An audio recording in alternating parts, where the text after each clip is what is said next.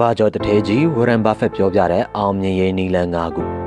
လူသမိုင်းမှာအောင်မြင်ဆုံးရင်းနှီးမြှုပ်နှံသူတို့ဖြစ်တဲ့ဝရန်ဘာဖက်ကသူ့အသက်30ပြည့်တဲ့1960မှာဘီလီယံနာတယောက်ဖြစ်လာခဲ့ပါတယ်။အဲ့ဒီအချိန်ကစပြီးတော့မှသူဟာကမ္ဘာချမ်းသာဆုံးစည်ရင်းထဲမှာနှစ်စဉ်ပါဝင်လာခဲ့ပါတယ်။ဒီလိုအောင်မြင်မှုတွေအများကြီးသိမ်းပိုက်ထားတဲ့ဝရန်ဘာဖက်ကအောင်မြင်လို့တဲ့လူကြီးလူငယ်တွေအတွက်ရွှေလိုအဖိုးတန်တဲ့အကြံပေးချက်တွေကိုပေးခဲ့ပါတယ်။အဲ့ဒီတကနေကျွန်တော်အကြိုက်ဆုံးအကြောင်းအရာ၅ခုကိုဒီဗီဒီယိုမှာပြန်လည်ပြောပြချင်ပါတယ်။နံပါတ်၄ကအရင်အရေးပါတာကြောင့်မလို့အစုံဒီကြည့်ဖို့ဖိတ်ခေါ်ပါရစေ။အရင်ဦးဆုံးကျွန်တော်ရဲ့ channel ကို subscribe နဲ့အားပေးပါအောင်နော်။ချမ်းသာရေးလမ်းညွှန်နံပါတ်၁ be different သူများနဲ့မတူတာကိုလှုပ်ဆောင်ပါအောင်မြင်ရေးအကြံပေးဂူရူတွေအားလုံးလည်းဒီအကြံကိုပေးကြပါလိမ့်မယ်လူတွေလောဘတက်နေတဲ့အချိန်မှာအငြိမ်နေပါလူတွေငြိမ်နေတဲ့အချိန်ရောက်ပြီဆိုရင်တော့မိမိရဲ့လောဘကိုအဆုံးထိတင်ပါရေစံကိုပဲတက်ပါဘာလို့ဒီလိုပြောရလဲဆိုရင်လူအများစုကရေစုံမှာပဲမျောကျင်ကြပါတယ်သူတို့တွေကသူတို့အုံနောက်နဲ့ဝိရိယကိုမတုံးမဲနဲ့အများစုနေတယ်လို့နေရတာကိုကြိုက်နေတက်ကြပါတယ်စဉ်းစားကြည့်ပါလူအများစုကရွှေဈေးတက်လာတဲ့အချိန်မှာရွှေဈေးကွက်မှာရင်းနှီးမြှုပ်နှံကြပါလိမ့်မယ်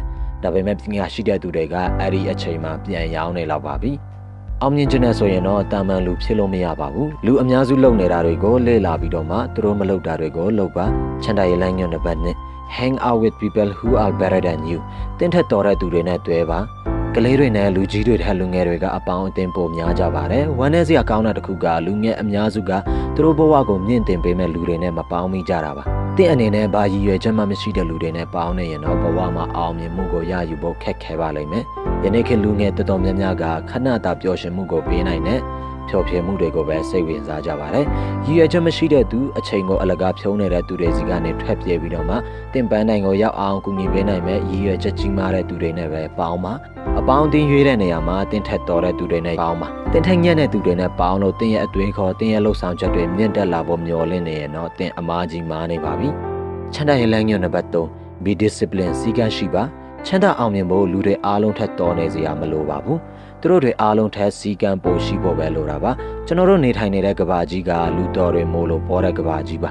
လူတော်တွေတိန်းနဲ့ချီပြီးတော့မှကြာရှုံးနေတဲ့ကဘာကြီးပါဒါပေမဲ့အဲ့ဒီကဘာကြီးကပဲမိမိကိုယ်ကိုစီကံနဲ့ထိမ့်သိမ့်တဲ့သူအငြင်းတန်းလေးလာတင်ယူနေတဲ့သူမိမိလုပ်ငန်းအပေါ်ယူသွဆွဲလန်းတဲ့သူနဲ့မတည်နိုင်တဲ့ဇွဲနဲ့စ조사နေတဲ့သူတွေကိုတော့မျက်နှာတာပေးပြီးအောင်မြင်မှုကိုပေးပြပါတယ်တကယ်အောင်မြင်ခြင်းရင်စီကံရှိပါချမ်းသာရေးလမ်းညွှန်နံပါတ်4 great things take timeကြီးမားတဲ့အောင်မြင်မှုကအချိန်ယူတတ်ပါတယ်အောင်မြင်ဖို့ရန်အတွက်တင်းရဲ့စိတ်ကူးနဲ့လှုပ်ဆောင်ချက်တွေဘလောက်ပဲကောင်းကောင်းတချို့အရာတွေကအချိန်တိုင်းတာတစ်ခုထိကြာတတ်ပါတယ်အဲ့ဒါကိုဇွဲမလျှော့ပဲစောင့်နိုင်မှအောင်မြင်မှုကိုရမှာပါမိန်းကလေး9ယောက်ကိုတလက်အတွင်တပြိုင်နဲ့ကိုဝင်ဆောင်ခိုင်းလို့လဲဒုတိယလမှာချက်ချင်းကလေးမရနိုင်ပါဘူးတောင်ခြေကကြွလိုက်တဲ့ခြေတလန်းချောင်းတောင်ပေါ်ကိုတခါတည်းမရောက်နိုင်ပါဘူးမနေ့ရေတွင်တူပြီးတော့မှညနေရေကြီးခတ်တောက်လို့မရပါဘူးလူတော်အများစုကအောင်မြင်မှုရဖို့ရန်အတွက်အချိန်တိုင်းတာတစ်ခုထိမိမိတို့ရဲ့အချိန်နဲ့ခွန်အားကိုမရင်းနိုင်တဲ့အတွက်ကြာရှုံးနေကြပါတယ်ကြီးမားတဲ့အောင်မြင်မှုကိုရခြင်းရင်တော့မလျှော့တော့ဇွဲနဲ့စ조사လှုပ်ဆောင်ပြီးအချိန်တိုင်းတာတစ်ခုထိစောင့်နိုင်မှရမှာပါမိန်းကလေး9ယောက်ကိုဒီနေ့ကိုဝင်လွယ်ခိုင်းပြီးတော့မှလာမဲလာမှကလေးလိုချင်လို့မရပါဘူ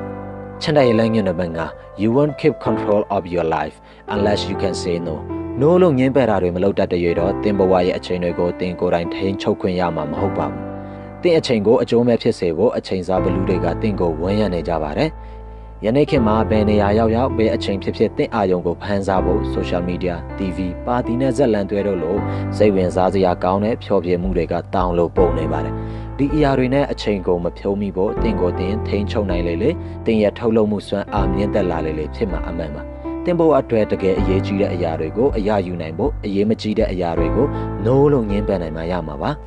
အချင်းချုပ်ပြောရမယ်ဆိုရင်တော့ချမ်းသာအောင်မြင်ဖို့လူအများစုလုပ်တယ်လို့လိုက်မလုပ်ပါနဲ့လူများနေတယ်လို့လိုက်နေရင်တင်လဲတာမန်လူတွေတဲကတာမန်အဆင့်တဲ့လူတစ်ယောက်ပဲဖြစ်လာပါလိမ့်မယ်တင်ထက်တော်တဲ့သူတွေနဲ့တွဲပါစီကံရှိပါကြီးမားတဲ့အောင်မြင်မှုကိုရခြင်းရင်တော့၎င်းအောင်မြင်မှုရဲ့တတ်မှတ်ထားတဲ့အချိန်တိုင်းတာတစ်ခုထိဇွဲရှိရှိနဲ့စောင့်ပါအချိန်ကိုအကျိုးရှိရှိသုံးနိုင်ဖို့ညင်းပယ်တဲ့အနောက်ရှက်တွေကိုနိုးလို့သာရဲရဲညင်းပယ်လိုက်ပါဒီဗီဒီယိုကိုတဘောချနဲ့တက်လိုက်မှလို့မျှော်လင့်ပါတယ်နောက်ထပ်လည်းတင်ဘဝအောင်မြင်ဖို့ရန်အတွက်လိုအပ်တဲ့အောင်မြင်ရေးအကြောင်းအရာတွေကိုတင်ဆက်ပေးသွားမှာမို့ဆက်လက်အားပေးဖို့တောင်းဆိုပါတယ်ကိုသိတဲ့အကြောင်းအရာတစ်ခုကိုဝက်မထားပဲတငယ်ချင်းတွေကိုလည်းပြန်လည်မျှဝေပေးဖို့တိုက်တွန်းပါရစေလာမယ့်စနေညမှာပြန်လည်ဆုံတွေ့ကြရအောင်လားခင်ဗျာ